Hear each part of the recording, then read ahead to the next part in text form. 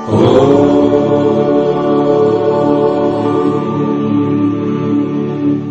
ओम गजाननं भूतगणाधिसेवितं कपित्थजम्बूफलचारुभक्षणम् उमासुतं शोकविनाशकारकं नमामि विघ्नेश्वरपादपङ्कजम्। बोलो श्री गणपति भगवान की जय। प्रिय सज्जनों,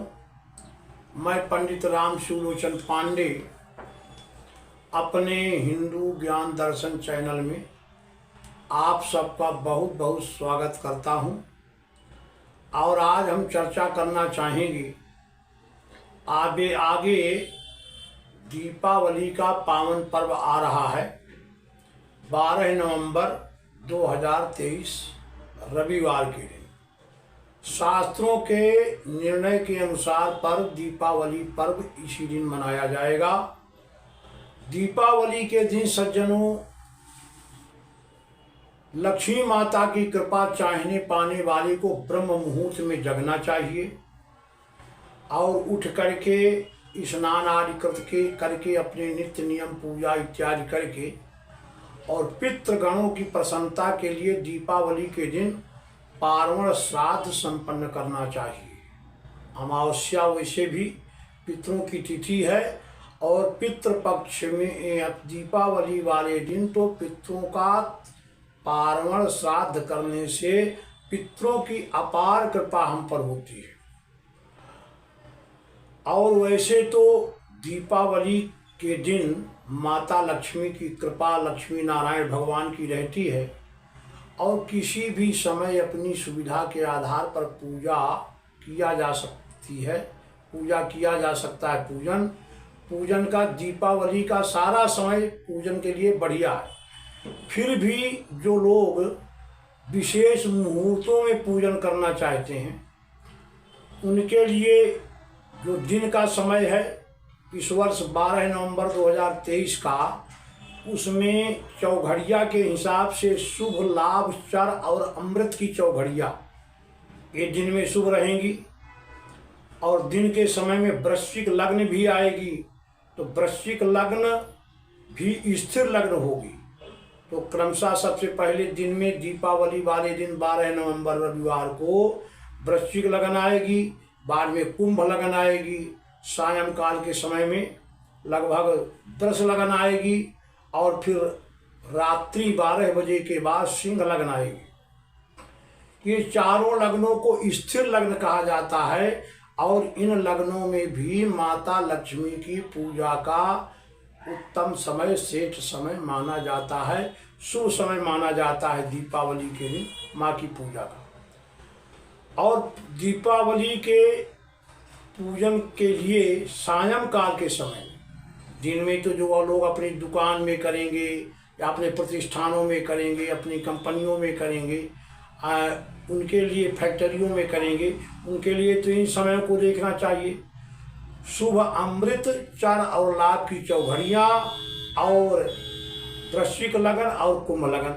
सायंकाल के समय में आगे दीपावली के पूजन के लिए आगे जो समय है प्रदोष काल का, सायंकाल का समय होता है, निशीथ काल का और महानिशीथ काल का।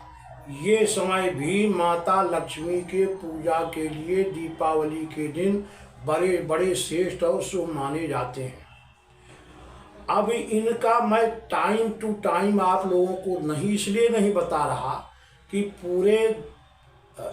हिंदुस्तान में, राष्ट्र में जो है अलग अलग शहरों का अलग अलग अक्षांश रेखांश के हिसाब से अलग अलग समय होता है। तो इसलिए इन समयों को जानने के लिए दिन में शुभ लाभ और चर और अमृत की चौघड़िया और वृश्चिक लगन और कुंभ लगन के समय जानने के लिए आप अपने पुरोहित जी से, अपने शहर के नज़दीकी पंचांग के अक्षांश रेखांश के हिसाब से अपने अपने समय का पता करिएगा। और इन मुहूर्तों में पूजा करना जो है वो माता की प्रशस्त है, ये ध्यान करने की बात है कि जिन जिन लोगों के ऊपर बुरे ग्रहों का दुष्प्रभाव चल रहा है, जैसे कि शनि की 7.5 ढैया, राहु केतु की दशा, अथवा छठमेश, अष्टमेश, द्वादशेश आदि पाप ग्रहों की, दुष्ट ग्रहों की दशा अंतरदशाओं का प्रभाव चल रहा है, और जो है जिनके घर में आर्थिक नुकसान हो रहा है, आर्थिक रूप से परेशानी चल रही है, अथवा शरीर में क्लेश और कष्ट उत्पन्न हो रहे हैं, घर दुकान में, नौकरी में, फैक्ट्री में, सब जगह नकारात्मक ऊर्जा का प्रभाव बढ़ रहा है और रोग शोक कलेश से जीवन निर्वाह में कठिनाइयों का सामना पड़ रहा है, उनके लिए इस दीपावली के दिन एक मैं उपाय बताता हूँ। अगर वो उस उपाय को करेंगे तो माता लक्ष्मी की कृपा से उनके सारे क्लेश आज का शमन हो जाएगा और माता लक्ष्मी की उन पर कृपा होगी। उन्हें क्या करना चाहिए तो समझ लें कि उन्हें दीपावली के दिन सिंह लग्न में जिसका समय दिल्ली के अक्षांश रेखांश और लग्न सारणी के अनुसार पर 12/13 नवंबर जब लग जाएगा, 12 नवंबर बीत जाएगा, 13 नवंबर का शुरुआत हो जाएगा आधी रात के बाद, उस समय रात्रि जो है वो 12:07 AM से लेकर के 2:25 AM तक दिल्ली शहर में सिंह लग्न रहेगी। आप लोग अपने अपने दूर दराज के शहरों के लिए अपने अपने पुरोहितों से सिंह लग्न का समय अपने अपने पंचांग के अक्षांश रेखांश के आधार पर ज्ञात करिए, और अनेकों तरीके हैं इसको ज्ञात करने के लिए, कैसे भी ज्ञात करिए। इस समय जो है आप अपने घर में, अपने घर के मंदिर में जहां आपने लक्ष्मी माता की पूजा पहले किया हो, सायंकाल के समय में दीपा जलाए हो, उस समय जो है पूर्वाभिमुख अथवा उत्तराभिमुख हो करके लाल आसन पर बैठ करके और लाल पीले वस्त्रों को धारण करें, और जो है शुद्ध गोघृत का, शुद्ध गाय के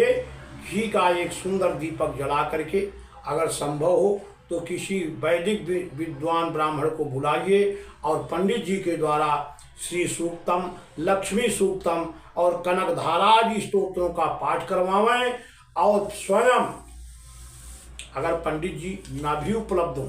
अगर ब्राह्मण आप बुला लेते हो, पुरोहित आ जाते हैं और वो इन स्तोत्रों का पाठ भी आपके घर में करते हैं तो बड़ी अच्छी बात है। और अगर मान लीजिए सबको पंडित जी अब दीपावली वाले दिन और भी अर्धरात्रि में नहीं उपलब्ध हो पाते तो कोई बात नहीं, उन्हें तो स्वयं भी या तो तुलसी की माला या कमलगट्टे की माला, तुलसी और कमलगट्टे की माला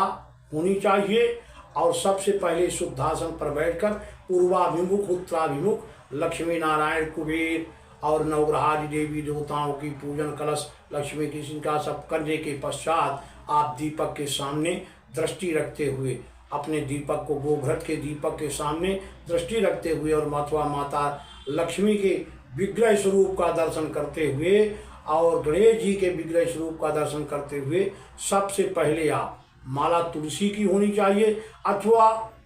कमलगट्टे की होनी चाहिए। सर्वप्रथम आप